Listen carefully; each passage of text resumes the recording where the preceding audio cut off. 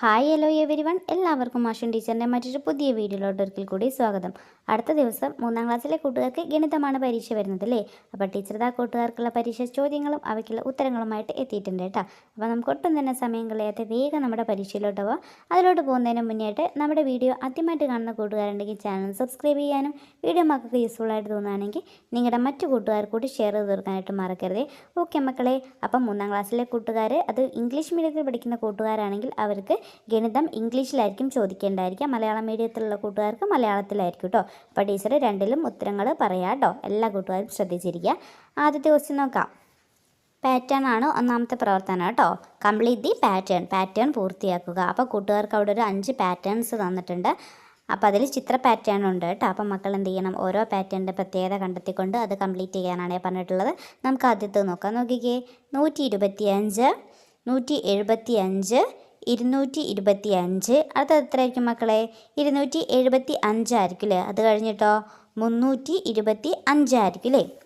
അപ്പോൾ ഇതേ രീതിയിലാണ് ആ ഒരു പാറ്റേൺ തുടർന്ന് പോകുന്നത്.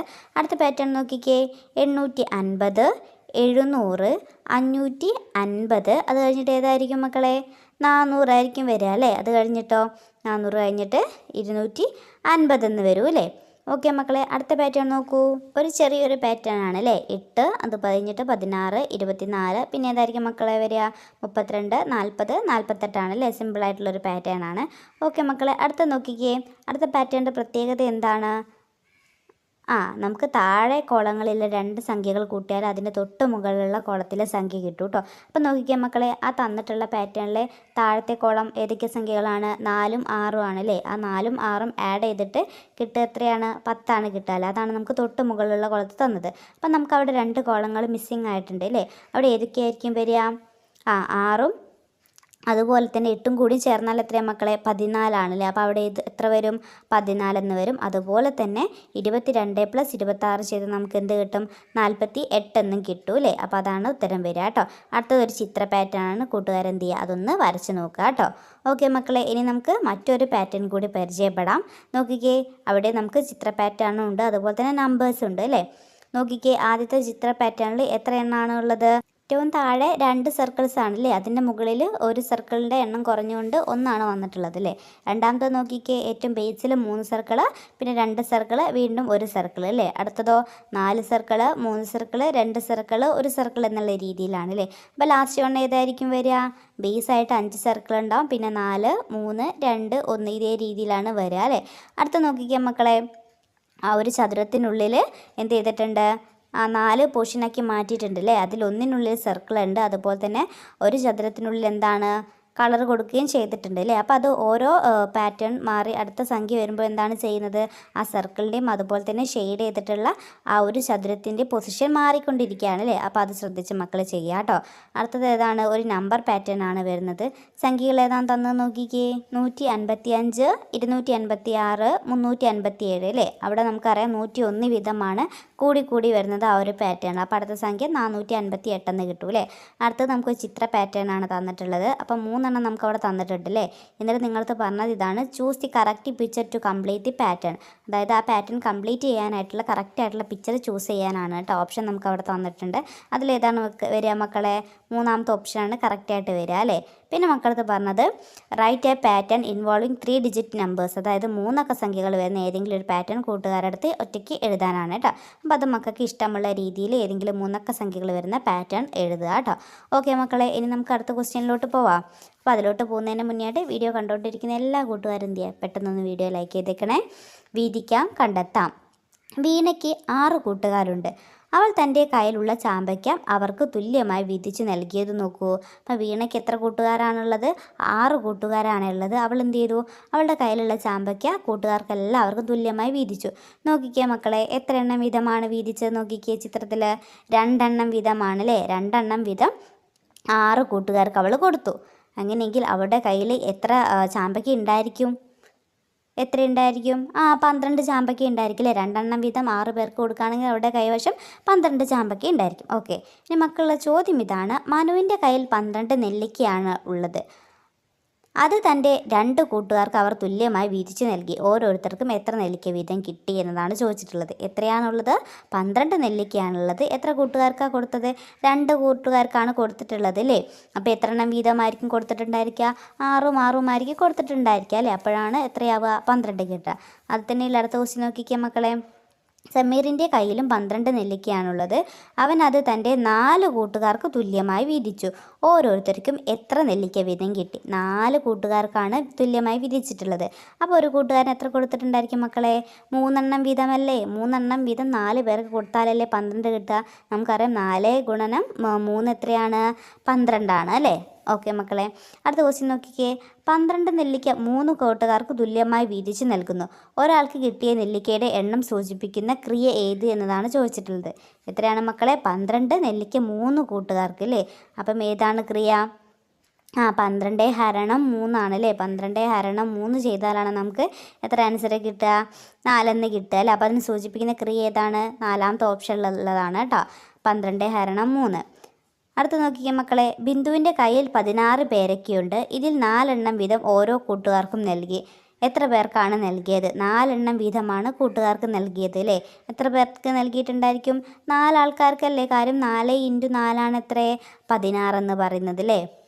ഓക്കെ കൂട്ടുകാരെ, അപ്പം വളരെ ഈസി ആയിട്ടുള്ളൊരു ആക്ടിവിറ്റി ആയിരുന്നു. കുറച്ച് ശ്രദ്ധിച്ചാൽ മക്കൾക്ക് മുഴുവൻ മാർക്കും നേടിക്കാനായിട്ട് പറ്റൂലേ. ഓക്കെ മക്കളെ, അടുത്ത ക്വസ്റ്റ്യൻ നോക്കിക്കേ. സ്കൂൾ വാർഷികം. കാനൂർ LP സ്കൂളിൽ വാർഷികാഘോഷം നടക്കുന്നു. കുട്ടികളുടെ കലാപരിപാടികളുടെ സമയക്രമം കൊടുത്തിരിക്കുന്നു. സമയത്തിനനുസരിച്ച് സൂചികൾ ക്ലോക്കിൽ വരച്ചു ചേർക്കുക.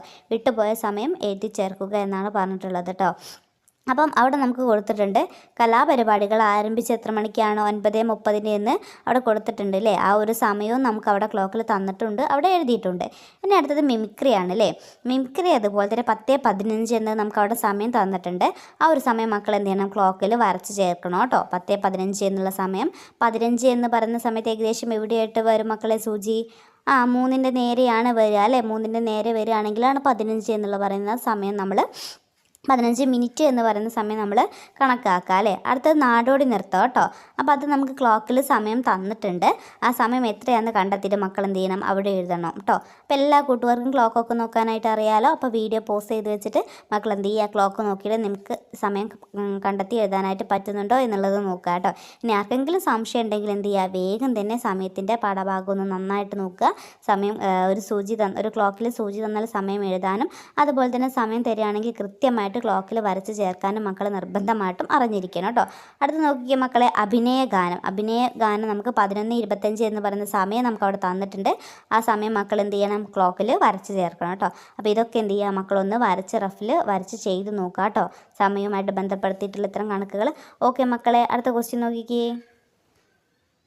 A bus has 11 seats of 3 people and 9 seats of 2 people. How many people can sit in the bus? അതായത് ഒരു ബസ്സുമായിട്ട് ബന്ധപ്പെടുത്തിയിട്ടുള്ള കണക്കാണ്. എന്താണ് നമ്മളടുത്ത് പറഞ്ഞത്? 3 ആളുകൾക്ക് ഇരിക്കാൻ പറ്റുന്ന തരത്തിലുള്ള 11 സീറ്റുകളും അതുപോലെ തന്നെ 2 ആൾക്ക് വീതം ഇരിക്കാൻ പറ്റുന്ന 9 സീറ്റുകളാണ് ബസ്സിലുള്ളത് കേട്ടോ. എങ്കിൽ how many people can sit in the bus? അതായത് ആ ബസ്സിൽ എത്ര പേർക്ക് ഇരിക്കാനായിട്ട് പറ്റുമെന്നതാണ് ചോദിച്ചിട്ടുള്ളത്. എങ്ങനെ നമ്മൾ കണ്ടെത്തും മക്കളെ? നമുക്കറിയാം അല്ലേ, 3 പേർക്ക് ഇരിക്കാവുന്ന 11 സീറ്റുകളാണുള്ളത്. അങ്ങനെയാണെങ്കിൽ ആ 3 പേർക്ക് ഇരിക്കാവുന്ന 11 സീറ്റിൽ മുഴുവൻ ആളുകൾ ഇരിക്കുമ്പം എത്ര ആളുകൾക്ക് ഇരിക്കാം? അത് കണ്ടെത്താനായിട്ട് നമുക്ക് എന്ത് ചെയ്താൽ മതി? 11 × 3 ചെയ്താൽ മതി അല്ലേ. 11 × 3 ചെയ്താൽ മതി. എത്ര മക്കളെ ആൻസർ കേട്ടാൽ 33 എന്ന് കിട്ടും അല്ലേ. ഓക്കെ, പിന്നെ നമുക്ക് മറ്റൊരു കണ്ടീഷൻ കൂടി പറഞ്ഞിട്ടുണ്ട്. അതായത് 2 പേർക്ക് ഇരിക്കാവുന്ന 9 സീറ്റുകളുണ്ട്. അതായത് അത്തരത്തിലുള്ള സീറ്റിൽ എത്ര പേർക്ക് ഇരിക്കാനായിട്ട് പറ്റും? കണ്ടെത്താനായിട്ട് 9 × 2 ചെയ്താൽ മതി അല്ലേ. 9 × 2 ചെയ്താൽ മതി. എത്ര നമുക്ക് കിട്ടുക? 18 എന്ന് കിട്ടും അല്ലേ. അപ്പോൾ ആദ്യത്തെ 33ഉം പിന്നെ നമുക്ക് കിട്ടിയിട്ടുള്ള 18 അല്ലേ, അത് രണ്ടും കൂടി ആഡ് ചെയ്താൽ എത്ര കിട്ടും മക്കളെ? 51 എന്ന് കിട്ടും. അതായത് ആ ഒരു ബസ്സിൽ എത്ര പേർക്ക് ഇരിക്കാനായിട്ട് പറ്റും? 51 ആളുകൾക്ക് ഇരിക്കാനായിട്ട് പറ്റും അല്ലേ. ഓക്കെ കൂട്ടുകാരെ, അപ്പോൾ എന്ത് ചെയ്യുക? ഗുണനക്രിയയൊക്കെ എല്ലാവരും ചെയ്ത് തന്നെ പഠിക്കുക കേട്ടോ. അടുത്ത ക്വസ്റ്റ്യൻ നോക്കിക്കേ. When the journey started 2 seats of 3 people and 4 seats of 2 people were empty. How many more people can sit and travel in the bus?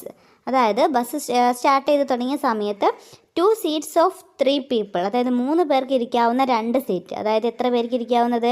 6 ആളുകൾ അല്ലേ. അതുപോലെ തന്നെ 4 seats of 2 people, അതായത് 2 പേർക്ക് ഇരിക്കാൻ പറ്റുന്ന 4 സീറ്റുകൾ, അതായത് 8 ആൾക്കാർക്ക് അല്ലേ. അപ്പോൾ ആദ്യത്തെ 6ഉം പിന്നത്തെ 8ഉം എത്രയാണ് മക്കളെ മൊത്തം ടോട്ടലായിട്ട് കിട്ടുക? 6 + 8 എത്രയാണ്? നമുക്ക് 14 എന്ന് കിട്ടൂലേ. അപ്പം നമ്മുടെ അടുത്ത് എന്താണ് ചോദിച്ചത്? How many more people can sit and travel in the bus? എത്ര ആൾക്കാർക്കാണ് മക്കളെ? 14 ആൾക്കാണ് അല്ലേ. അടുത്ത ക്വസ്റ്റ്യൻ നോക്കിക്കേ. Which of the following is the mathematical operation of 3 + 3 + 3 + 3 + 3 + 3 tick the correct one? അതായത് 6 മൂന്നുകൾ കൂട്ടുന്നതിന് തുല്യമായിട്ടുള്ള ഏത് ഗണിതക്രിയയാണ് നമുക്ക് താഴത്ത് തന്നിട്ടുള്ളത്? അത് കണ്ടെത്തിയിട്ട് അതിന് ടിക്ക് മാർക്ക് ചെയ്യാനാണ് കേട്ടോ, അതിന് ശരി ഇടാനാണ് പറഞ്ഞിട്ടുള്ളത്. ഏതാണ് മക്കളെ? 6 × 3 ആണ് അല്ലേ. 6 പ്രാവശ്യം 3 കൂട്ടുന്നതിന് പകരം 6 × 3 ചെയ്താൽ നമുക്ക് എത്ര തന്നെ ആൻസർ കിട്ടുക? 18 ആൻസർ കിട്ടുക അല്ലേ. ഓക്കെ കൂട്ടുകാരെ, ഇനി നമുക്ക് മറ്റൊരു പ്രവർത്തനം നോക്കാം. Science festival. The table below shows the number of students participated in various competition on each day of the 2-day sub-district science festival. അതായത് നമുക്ക് താഴെ ഒരു ടേബിൾ തന്നിട്ടുണ്ട് അല്ലേ. എന്തിൻ്റെ ടേബിളാണ് മക്കളെ തന്നത്? Number of students participated in various competition on each day of 2 days of sub district science festival അല്ലേ. സയൻസ് ഫെസ്റ്റിവലിന് 2 ദിവസങ്ങളിലായിട്ട് നടന്നിട്ടുള്ള സയൻസ് ഫെസ്റ്റിവലിൽ പങ്കെടുത്തിട്ടുള്ള കുട്ടികളുടെ ഒരു നമ്പേഴ്സാണ് നമുക്ക് അവിടെ താഴെ തന്നിട്ടുള്ളത്. നോക്കിക്കേ മക്കളെ, ഫസ്റ്റ് ഡേയിൽ സയൻസ് ഫെയറിന് പങ്കെടുത്ത കുട്ടികളുടെ എണ്ണം എത്രയാണ്? 212. ഓൺ സ്പോട്ട് വർക്ക് എക്സ്പീരിയൻസ് ഫെയറിൽ 145, സോഷ്യൽ സയൻസ് ഫെയറിൽ 143 അല്ലേ. അതുപോലെ തന്നെ സെക്കൻഡ് ഡേയിൽ മാത്തമാറ്റിക്സ് ഫെയറിൽ 118 പേര്, വർക്ക് എക്സ്പീരിയൻസ് എക്സിബിഷനിൽ 122 പേര്, അതുപോലെ IT ഫെയറിൽ 147 പേരാണ് പങ്കെടുത്തിട്ടുള്ളത് അല്ലേ. ഓക്കെ കൂട്ടുകാരെ, ഇനി ഇതുമായിട്ട് ബന്ധപ്പെടുത്തിയിട്ടുള്ള ക്വസ്റ്റ്യൻസ് നോക്കിക്കേ. What is the total number of students participated in work experience fair on 2 days? അതായത് 2 ദിവസങ്ങളിലായിട്ട് നടന്നിട്ടുള്ള വർക്ക് എക്സ്പീരിയൻസിൽ പങ്കെടുത്തിട്ടുള്ള കുട്ടികളുടെ എണ്ണം എത്രയാണെന്നാണ് ചോദിച്ചിട്ടുള്ളത്. അപ്പോൾ നോക്കിക്കേ മക്കളെ, ആദ്യത്തെ ദിവസം എത്രയാണ്? 145 ഉണ്ട്. രണ്ടാമത്തെ ദിവസം എത്രയാണ്? 122 ഉണ്ട് അല്ലേ. അതായത് മൊത്തം എത്ര കിട്ടും മക്കളെ? 267 അല്ലേ. രണ്ടും കൂടി ആഡ് ചെയ്താൽ മതി. അടുത്ത ക്വസ്റ്റ്യൻ നോക്കിക്കേ മക്കളെ. What is the total number of students participated in sub district science festival? അതായത് 2 ദിവസങ്ങളിലായിട്ട് ആ ഒരു സയൻസ് ഫെയറിൽ പങ്കെടുത്തിട്ടുള്ള കുട്ടികളുടെ എണ്ണമാണ് ചോദിച്ചിട്ടുള്ളത്. അപ്പോൾ നമ്മൾ എന്ത് ചെയ്യണം? നമുക്ക് തന്നിട്ടുള്ള എല്ലാ കുട്ടികളുടെ എണ്ണം കൂടി തമ്മിൽ എന്ത് ചെയ്യണം?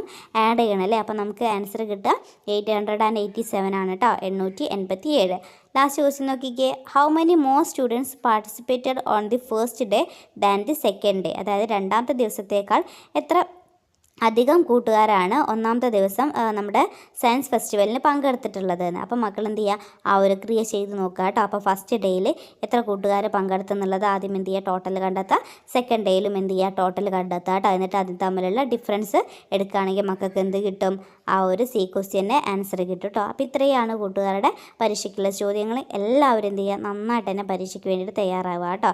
ഓക്കെ മക്കളെ, അപ്പോൾ ഇന്നത്തെ വീഡിയോ യൂസ്ഫുൾ ആയിട്ടുണ്ടെങ്കിൽ ആ കാര്യം കൂടി നമ്മുടെ കമൻറ്റ് ബോക്സിൽ പറയാം. മറ്റൊരു പുതിയ വീഡിയോയുമായിട്ട് നമുക്ക് വീണ്ടും കാണാം.